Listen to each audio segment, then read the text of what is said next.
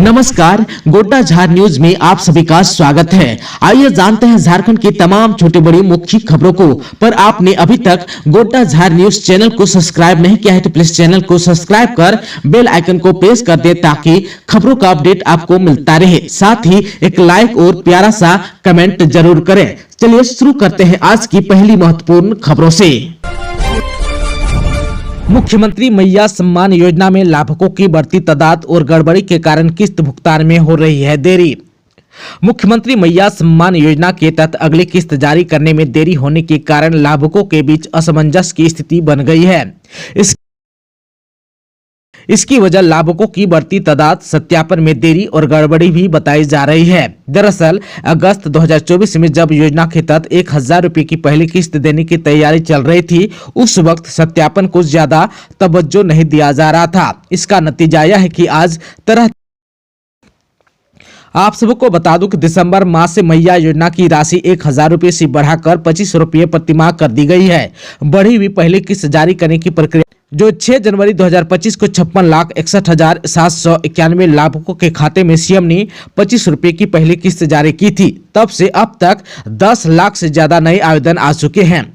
व्यापक स्तर पर आयोग लाभुकों द्वारा लाभ लेने की वजह से भौतिक सत्यापन सुनिश्चित कराना सबसे बड़ी चुनौती बन गई है। विभागीय अधिकारी अपने पत्रों के माध्यम से आधार लिंक्ड सिंगल बैंक खाता से भुगतान सुनिश्चित कराने की बात कर रहे हैं। ग्रामीण क्षेत्रों के लिए प्रखंड और शहरी क्षेत्रों के लिए अंचल कार्यालय स्तर से मैया योजना की लाभुकों का भौतिक सत्यापन हो रहा है। साथ ही योजना की राशि में वृद्धि और सत्यापन में देरी के कारण किस्त जारी नहीं हो पा रही है। वहीं महिला बाल विकास एवं सामाजिक विभाग के अनुसार पोर्टल अब काम करने लगा है। हेमंत सोरेन कैबिनेट से झारखंड राज्य उच्चतर शिक्षा पुरस्कार योजना को दी मंजूरी, 6 प्रस्तावों पर लगी मुहर। मुख्यमंत्री हेमंत सोरेन की अध्यक्षता में बुधवार को प्रोजेक्ट भवन सभागार में झारखंड कैबिनेट की बैठक हुई। इसमें 6 प्रस्तावों पर मुहर लगी। झारखंड राज्य उच्चतर शिक्षा पुरस्कार योजना को कैबिनेट ने मंजूरी दी है।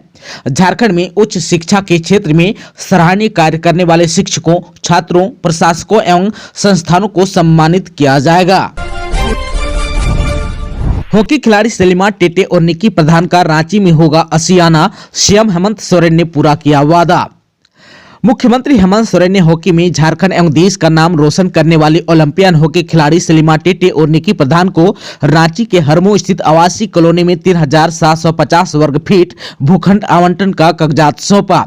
राज्य सरकार ने आधिकारिक तौर पर झारखंड की 2 बेहतरीन महिला हॉकी खिलाड़ियों सलीमा टेटे और निकी प्रधान का राजधानी रांची में अपना घर होने का सपना साकार कर दिया। मुख्यमंत्री ने इन्हें हरमो आवासीय कॉलोनी के प्लॉट नंबर 10B एवं 10A में 3750 व 3750 वर्ग फीट भूखंड आवंटन की प्रतियां आवास निर्माण के लिए दी।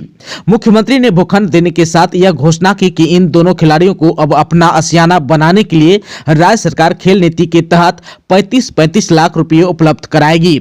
झारखंड मंत्रालय के सभागार में आयोजित कार्यक्रम में मुख्यमंत्री बोल रहे थे। मुख्यमंत्री हेमंत सोरेन ने कहा कि आज उत्साह का दिन है। इन बेटियों ने अपने हुनर और काबिलियत से सिर्फ राज्य का ही नहीं बल्कि पूरे देश का नाम रोशन किया है। पिछले कई दशकों से झारखंड की बेटियों ने अलग अलग क्षेत्रों में अपनी प्रतिभा का प्रदर्शन कर देश और दुनिया में अलग पहचान बनाई है। अपने प्रदर्शन की बदौलत कई बार बेटियों ने लोगों को आश्चर्यचकित किया है कि झारखंड जैसे पिछड़े और आदिवासी बहुल क्षेत्र से भी इतनी बड़ी सफलता हासिल की जा सकती है। कई ऐसे मौके पर देखने को मिले जब राज्य के खिलाड़ियों ने देश और दुनिया में अपनी प्रतिभाओं का लोहा मनवाया। डीसी व एसपी की निगरानी में चौकीदार बहाली के लिए हुई शारीरिक दक्षता परीक्षा।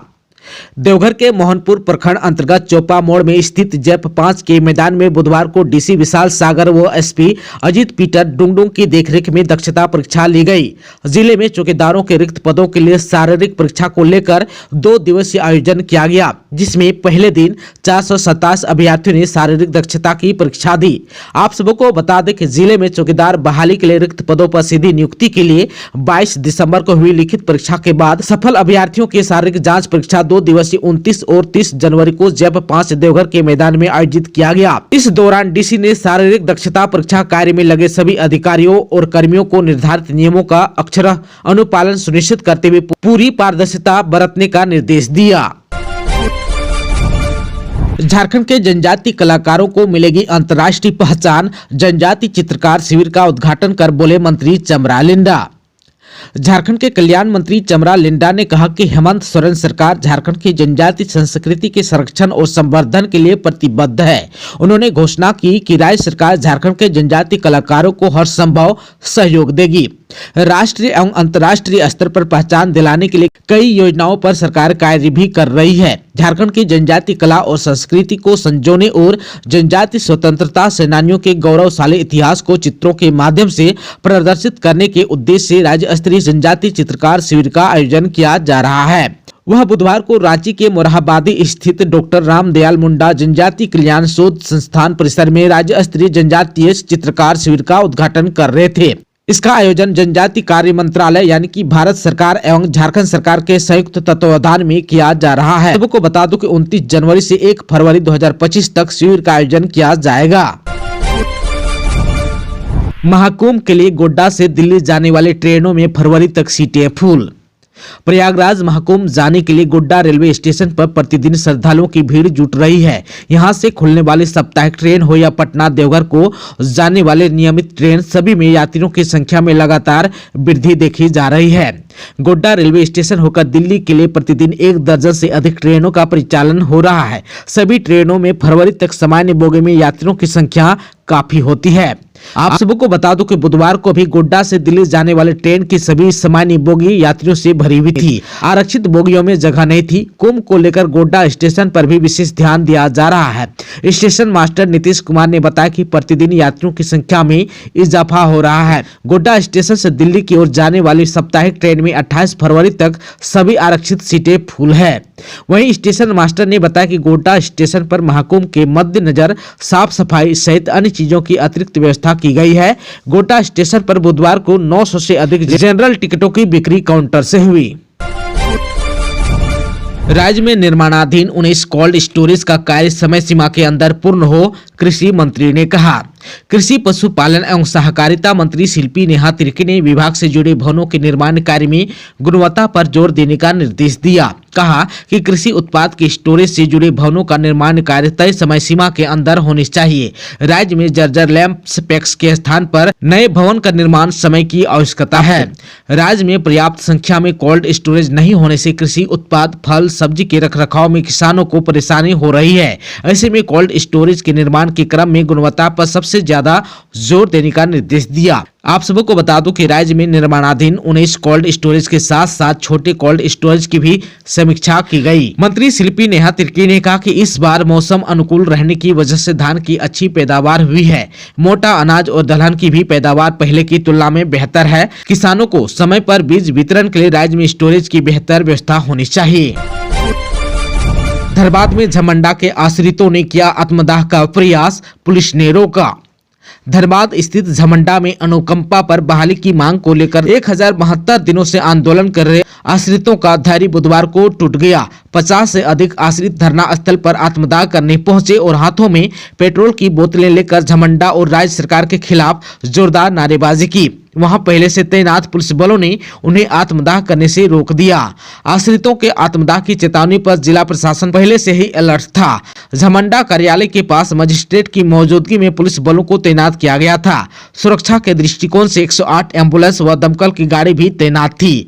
आंदोलनकारी मोहम्मद अजहर अंसारी ने कहा कि झमंडा व जिला प्रशासन को आत्मदाह की चेतावनी 10 दिन पहले ही दी गई थी, लेकिन झमंडा प्रबंधन ने कोई ठोस कदम नहीं उठाया। उन्होंने आरोप लगाया कि झमंडा प्रबंधन पिछले 14 वर्षों से अनुकंपा बहाली की प्रक्रिया में कोई प्रगति नहीं कर रहा है। कर्मियों के आश्रित अनुकंपा पर नौकरी की मांग को लेकर 22 फरवरी 2022 से ही लगातार धरने पर बैठे हैं। प्रबंधक निदेशक सिर्फ झूठे आश्वासन देकर चैन की बंसी बजा रहे हैं। आंदोलनकारियों का कहना है कि सकारात्मक वार्ता के बाद भी प्रबंधन ने उनका विश्वास तोड़ा है। अब वे कोई मोहलत देने के लिए तैयार नहीं है। वहीं झमंडा के प्रभारी रविराज शर्मा ने मीडिया को बताया कि आश्रितों की मांगों को सरकार तक पहुंचा दिया गया है।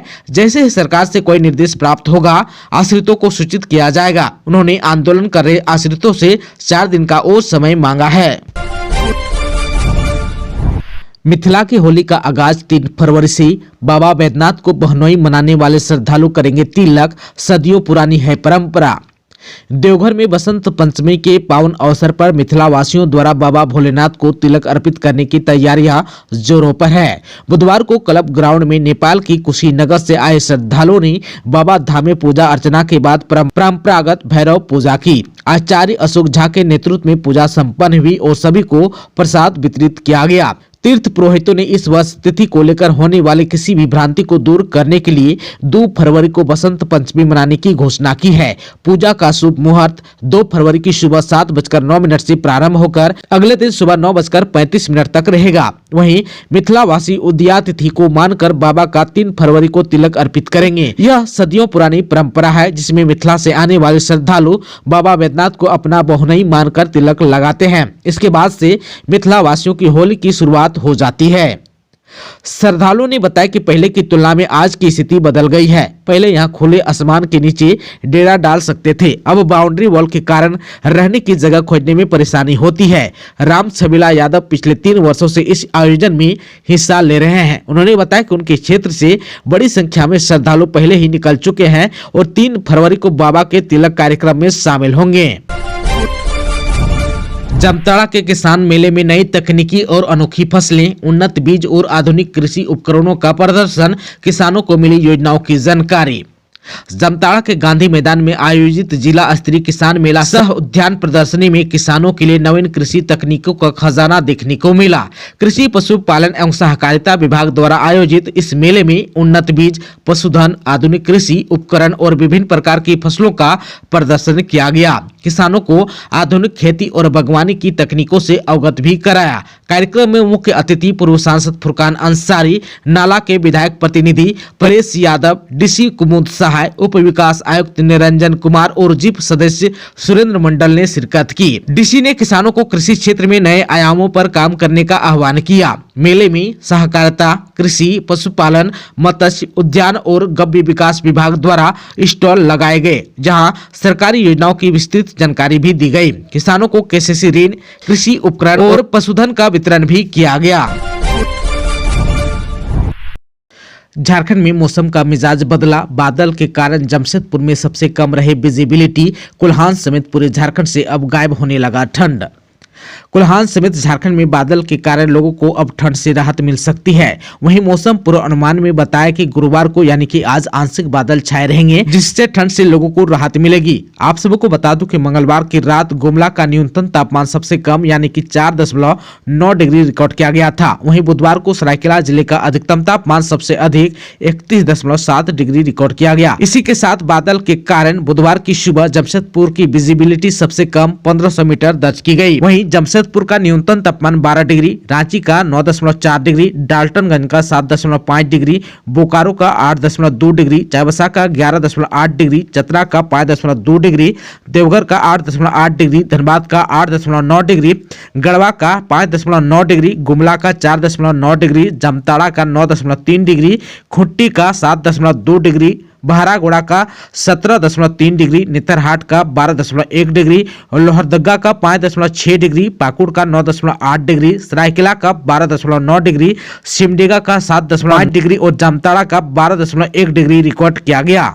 वहीं रांची केंद्र के मौसम विभाग ने आने वाले अगले 5 दिनों का मौसम पूर्वानुमान जारी किया है। उन्होंने बताया कि आने वाला अगला 5 दिन मौसम शुष्क रहेगा। इस दौरान न्यूनतम तापमान में 3 से 4 डिग्री की और बढ़ोतरी होगी, जिससे लोगों को ठंड से राहत मिलेगी। वहीं पूरे झारखंड में आज भी आंशिक बादल छाए रहेंगे। इसके पश्चात अधिकतम तापमान में भी बढ़ोतरी होगी। 1 फरवरी से बादल छटेंगे और मौसम साफ होगा। वहीं उन्होंने बताया कि बादल छटने के बाद भी न्यूनतम तापमान में किसी बड़े बदलाव की संभावना नहीं है।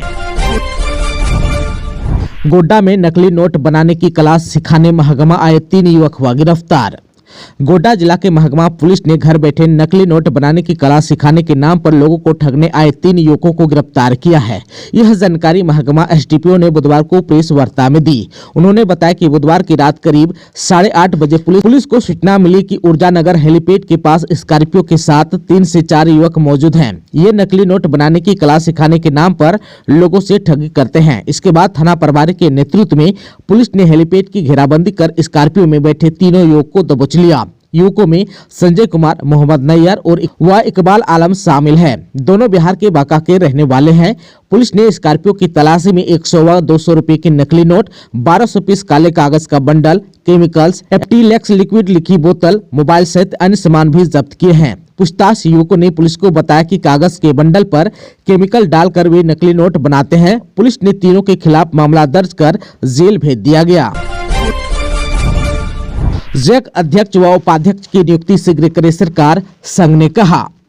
झारखंड +2 शिक्षक संघ के अध्यक्ष योगेंद्र प्रसाद ठाकुर ने सरकार से जैक अध्यक्ष व उपाध्यक्ष पद पर नियुक्ति जल्द करने की मांग की है। बुधवार को जारी बयान में उन्होंने कहा कि जैक अध्यक्ष व उपाध्यक्ष का पद रिक्त होने से 8वीं और 9वीं की परीक्षा स्थगित होने के बाद अब मैट्रिक और इंटर की वार्षिक परीक्षा के आयोजन को लेकर संशय की स्थिति बनी हुई है। उन्होंने सरकार से छात्र हित में दोनों पर शीघ्र नियुक्ति करने का आग्रह किया ताकि वार्षिक परीक्षाओं को लेकर वहापोह की स्थिति समाप्त हो सके। उन्होंने विद्यार्थियों से भी धैर्यपूर्वक परीक्षा की तैयारी जारी रखने की अपील की है। इधर जो है झारखंड +2 शिक्षक संघ की बैठक में योगेंद्र प्रसाद ठाकुर ने कहा कि यह अत्यंत ही गंभीर विषय है। इससे राज्य के करीब 22 लाख बच्चों का हित प्रभावित हो रहा है। संघ ने समय पर वार्षिक परीक्षाओं के आयोजन व जैक अध्यक्ष की नियुक्ति मुद्दे को लेकर 30 जनवरी को यानी कि आज शाम 6 बजे ट्विटर अभियान चलाने का भी आह्वान किया है।